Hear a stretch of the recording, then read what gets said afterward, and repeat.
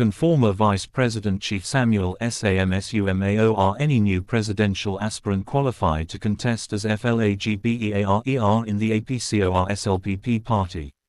Asterisk. Authored by Edmond Abu Jr. aka Olonto Jr., the Fontoba activist September 2025. Based on my video shared on Facebook on the former Vice President, I have been bombarded with hundreds of calls and messages, with some even being toxic. So, let me scale up a little to cut to the academic chase. Again, for the constitutional lawyers, my answer is a resounding yes. The former Vice President or any new member running for presidential ticket can be super eligible according to the grand norm of Sierra Leone, the 1991 Constitution, ACT, no. 6. Let me start by saying that the security architecture of today's democracy does not protect the people but the ruling class. This is another thesis for another day. In spite of this ugly nature of democracy as we know it, democracy itself has evolved to a point that the academic definition of democracy, which says, government of the people, by the people, for the people, is for the academic class in the animal farm, not for humans anymore. Case in point, President Xi of China, President Putin of Russia or even Paul Kigame of Rwanda, they are all government of the people, by the people and for the people, but democratic scholars will argue that they are not democratic. I will also agree with them with my lungs, liver, and intestine to put that textbook definition out of vogue. However, in my 30+ years of activism visited so many countries in all the 5 continents, I have realized that the central definition of democracy is respect for the rule of law, order, and due process. So what makes one democracy thrive and the other end in organized chaos? The answer is because most often than not, the law is driven by the mindset of the framers or crafters, which can make or break a nation. When Africans begin to understand this reality and understand this missing links, the better for us. Then we begin to understand why Africa is so poor with all our mineral resources, and the West are like gods to us, and it seems almost impossible to catch up with them, as much as they are beginning to make bad laws and setting bad precedent with political hate, violence and divisiveness. They no longer make the West a beacon to emulate anymore.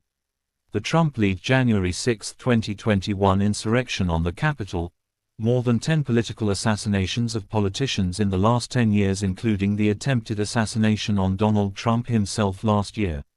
The assassination of Charlie Kirk in Utah State, a young trailblazing Republican activist, yesterday over political differences, has further explained the political violence, which is not just a red flag to the Democrat-Republican, but to the sanctity of the USA as nation, and how this political violence has shaken democracy and the First Amendment rule of law to the core.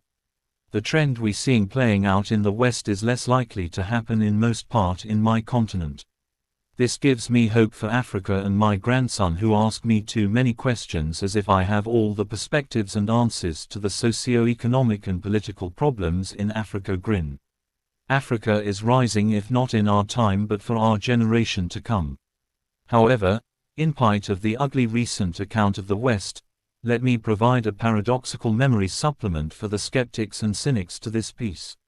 I will predicate my argument with the First Amendment in the U.S. Constitution, which protects 5 fundamental freedoms and rights: a. Freedom of religion; b. Freedom of speech; c. Press freedom; d. Freedom to peaceful assemble; e. Freedom to petition government to redress grievances. This is the ABC for any activist, media, bloggers, or social media influencers. That is why one should read the law or ask for an interpretation from lawyers. For instance, the cyber law. The First Amendment law in the US is a global template for a free world that was adopted on the 15th of December 1791. It has stood the test of time and is still relevant today as if it were crafted in the 2000s. It cannot be changed like male underwears or female brass. The reason is, the drafters put America first, not their selfish, mischievous intentions. In Africa, constitutions are made to benefit the friends, families of the drafters and the cronies of the ruling class. Since 1991, the past to present presidents has failed to reform the Sierra Leone 1991 Constitution, Act No. 6. Because the Constitution gives so much power to the ruling class, unlike the America Constitution and others in the West. If I am permitted to paraphrase the U.S. Constitution, it states that before you run for president you should be a natural-born resident citizen and a taxpayer in the U.S. for 14 years and not an idler. In Germany it is 10 years of residence, plus all other qualifications to become a member of parliament like age al. The drafters of our 1991 Constitution, Act No. 6, should have added Article 41(e) as a qualification, that you should have residence in Sierra Leone for like 5 years consecutively. This political manipulation is so deep-rooted in our body politics from the top climbing down. For instance, towards the eve of the Sierra Leone Football Association (SLFA) most controversial August 3, 2013 presidential election, the football stakeholders changed the SLFA constituents to inject a 3-3 residence clause before running for the SLFA presidential ticket. This clause was introduced to disqualify the eligibility of the nation's legendary football icon Mohamed Karlan, who is now the national team Leone star head coach, from running for the presidency of the SLFA in 2013. The drafters of the 1991 Constitution knew their kids were residents overseas from the 60s and 70s. Some of us grew up with their kids in the 70s and 80s in Freetown. So, the stage was set for them to come back anytime, any day, to succeed their fathers. The then Attorney General in 1991, Drive. Abdoulaye O. Konta of blessed memories and others deliberately kept loud silence over the home residence term limit within Sierra Leone, which should have been an additional qualification prescribed as Section 41(e). They deliberately omitted and pretended to forget. They seek to create ambiguity and doubt lacuna so they can interpret the Constitution at their behest if they choose to. This was not a Sierra Leonean problem only. It was a cross-cutting African conspiracy so that the ruling class could have a firm grip on power. The post-independent government era of 1961 also created some draconian laws like the infamous 1965 Public Order Act and seditious libel laws, which clamped down on free press and criminalized libel instead of being a civil offense, though it has been recently repealed. So Africans should stop blaming voodoo or juju. As a matter of fact, we pray more than the West. This is a joint experience with no one party playing the Mr. Innocent. I could have given dozens of examples of Africa countries, but permit me to give one outside Sierra Leone. The Ayadema family has ruled Togo for 58 years. Yes, 58. I can prove it. The father and son only. The father from 1967, who died in power, ruled from 1967 to 2005, son from 2005 to 2025 and counting. It's 58 years plus. They belong to the second largest ethnic group in Togo, called the Kabai, out of about 40 ethnic groups in a small country that is about the size of the northwest region of my native Sierra Leone. The biggest ethnic group, which is the U, last tasted power with Sylvanus Olympio in 1961. In fact, the son Faure Gnassingbé changed the constitution the day his term limit expired this year 2025. He is now the chief minister, CM, typical of the parliamentary system democracy, but with all the presidential powers conferred to him as CM. He is to be elected, not directly by the people, but by 106 MPs with endless term limits as CM. He has now diluted the powers of the president to a mere ceremonial head of state according to the new constitution, making Togo the Fifth Republic. This is to tell you, the gullible fools, that politicians don't change the constitution because they seek your interest, they change it to entrench the grip on power. The lead author of the 1991 Constitution, late Dr. Abdoulaye O. Konta, was schooled overseas as a constitutional law expert.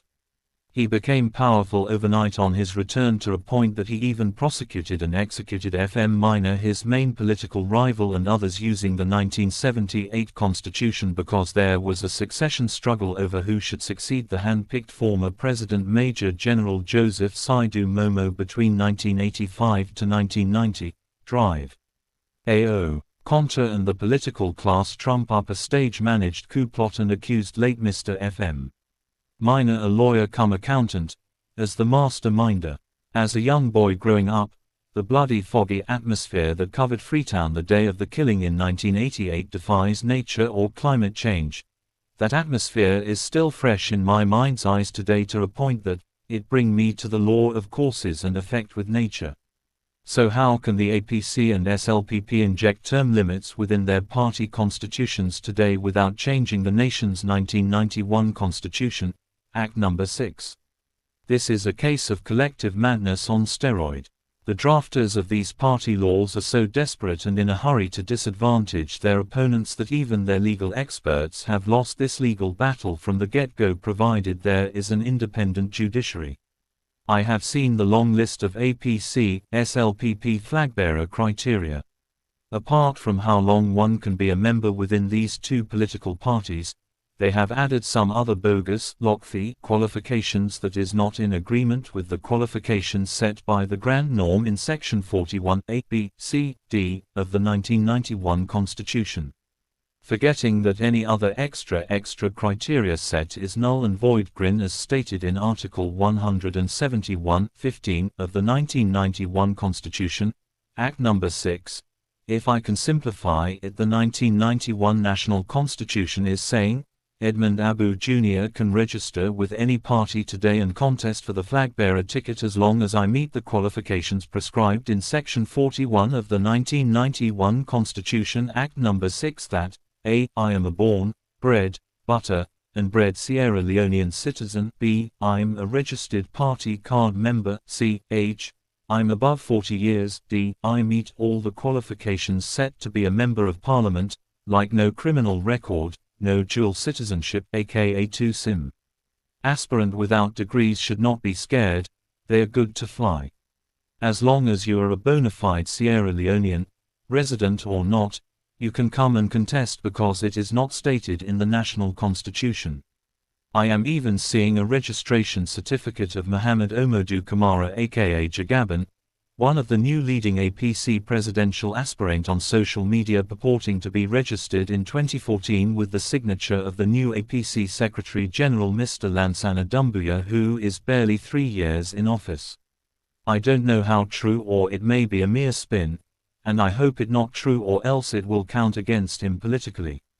However, this piece will calm the nerves of Jagaban or any new political aspirant not to manipulate registration, or even attack the party establishment. Come straight and bank on Article 171(15) and 41 A, B, C, D of the 1991 Constitution and contest. So, former Vice President, Chief Samsumana, or any new aspiring politician has nothing to be scared of to contest for a presidential ticket for APC or SLPP. Going forward, some political pundits have argued that Sierra Leone should adopt this residence qualification and put it in our constitution.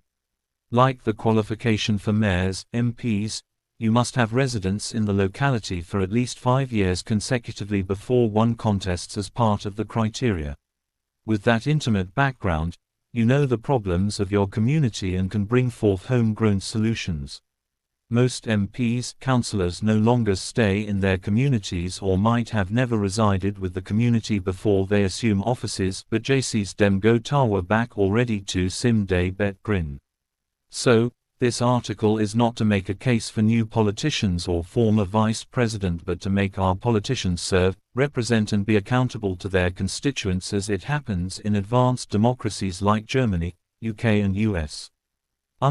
Chief Day Fix Bad Law NA Village Way E Heart Sweet and for disadvantage any holiday bluffer or village nagar way one yan e woman dem nad village It is a popular Mende parable which says the town chief can pass bad laws when he is happy, and most time this bad laws serve as a deterrent for any young man who may want to make advances on his many wives. God bless and thank you for reading, and please share if you learn anything. The Fontoba activist.